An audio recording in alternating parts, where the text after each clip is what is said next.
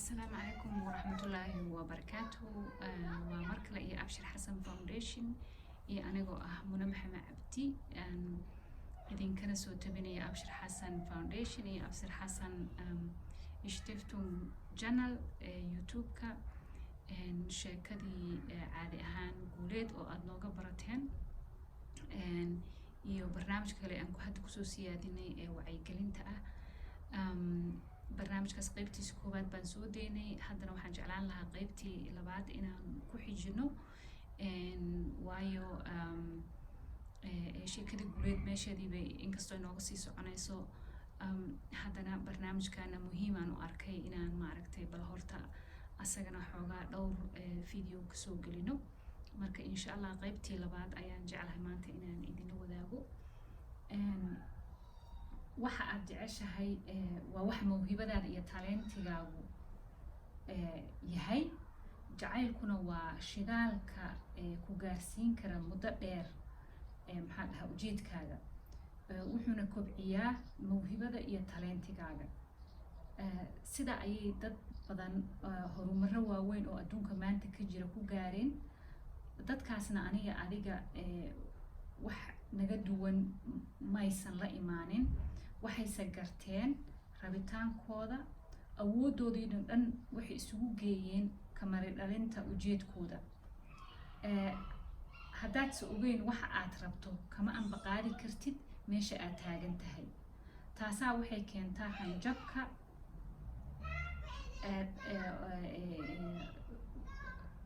يعني تاسا waxay keenaysaa maxaa dhahaa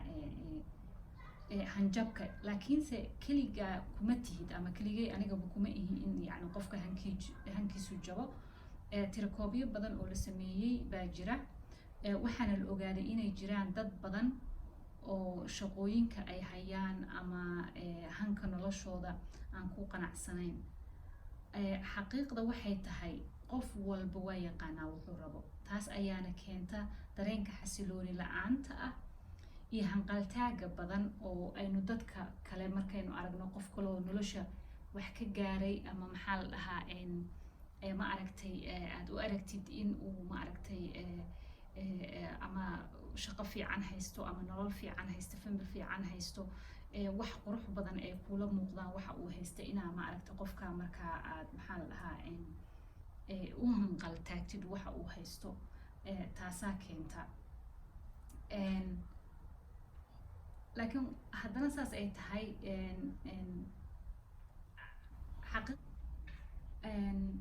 xaqiiqda waxay tahay qof walba waa yaqaan wuxuu rabo taas ayaana keenaysa dareenka xasilooni la'aanta iyo hanqaltaaga badan ee aad marmarka qaarkood markaa aragtid qof oo kale oo maaragtay maxaa la dhahaa kula da-ah ama kula mid ah oo aad isleedahay wax adiga waxa haysatid wax ka fiican u haystaa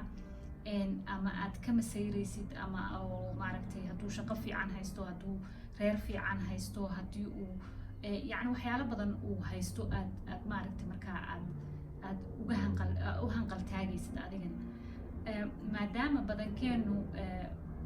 wax un naga hortaagan yihiin garashada taalentigeena waayo taalentigaagii baadan aqoon adigu waxaa rabtay ma taqaanid laakiin qofkaa kale wuxuu haystaa waxaa u malaysaa inaa adigana rabtid taasaa keenaysa saas oy tahay haddana dareen hoose oo aynaan macnayn karayn oo haddana na hogaaminaya ayaa nagu dhex nool mar walba oon isku day yimaado in aan xaaladeena wax ka bedelno caqabado iyo jilaafooyin hankaaga jabiya ayaa kaa hor imaan taas sabab waxaa u ah khilaafka gudaha ah oo aadan arkaynin ama dareemi karayn mana fududa fahamka khilaafkaas ama dareenkaas gudahaaga ku dhex nool marar badan wuxuu isku ekaysiiyaa eedaymo nafsiyan ah tusaale ahaan يعني محل قفكاسي وحو هيستايو كلا قفكا وارتي إنه نول في عن هيستو وحا إسلادا وحو هيستي أما ماركتي وارد عاويي أما ولال عاويي أما محل هاي إيشيك إنه ما أركتا هذا الصومالي يكون مركو نقول نولي هاي قف ماركينو محل waalidkiisa waxbarasho dibadda ugu direen ama ehelkiisa kaloo dibadaha jira ay ka caawiyeen adigiina aadan haysanin dee waa caqabad laftirkeeda jirta laakiin haddana hankaagii bay jabinayaan laakiin haddana hankaagii ha jabiyaan laakiin haddana ma taqaanid ma aragtay maxaa lahaa talentigaagii inuu qofkan wuxuu uu baranayo ama wuxuu haystaba inay waxa aad adiga rabtid inay yihiin in kale ma taqaanid waa yacni hayiraac un baynu iska noqonaa hayiraac bay naga dhigtaa marka tusaalooyinkaas oo ma arkin oo maxaa la dhahaa qof reer leh oo caruur leh oo aad isleedahay caruur wuxuu haystaa caruurtaada ka fiican ama maxaa la dhahaa ka waxbarasho fiican ka caqli badan ama wax un baad iska dhaadhicinaysaa ma arkin oo hooyo oo caruuro badan korisa oo keligeed ah oo isdhehaysa yacni adiga naftaadi waa baaba'day oo waxba ma baran kartid oo maaragtay ma gaari kartid hankaagii maadaama aa caruuro badan iyo maaragtay hawlo kale kugu furan yihiin waa macquul laftirkeeda laakiin haddana qofka hankiisii bay jebisaa waxyaalahaas oo dhan laakiin inkastoo xaqiiqo yihiin haddana marka ugu horeysa waa inaa horta marka ugu horeysa iftiimisaa khilaafka nafsiyeed ee ku hortaagan ama khilaafka nafsiyadeena hortaagan waa inaa horta marka hore uu noo cad yahay markaynu noo caddaato waxa uu yahay caqabadaha ama jidgooyahaas maaragtay jidka noo yani jidgooyahaas waxaas jidgooyaha noo dhigtay ama maxaa dhahay jidgooyuhu waxa caqabadahaas jidgooyaha nagu ah markaa ogaano markaa ayaynu fahmi karnaa waxa kalifay hanjabka iyo higsi la-aanta nafsiyeed ee ina haysata kadib ayaynu eedeymaha nafsiyanka ah xal u heli karnaa waayo waxaad ogaan inay sababo jiraan keenaya in aan higsigii iyo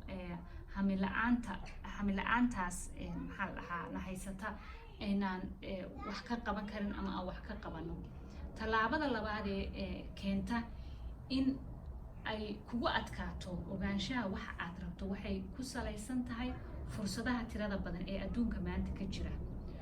weligood kama jirin fursadahaasi marka loo eego waalidkeen iyo waalidkood wax badan oo ay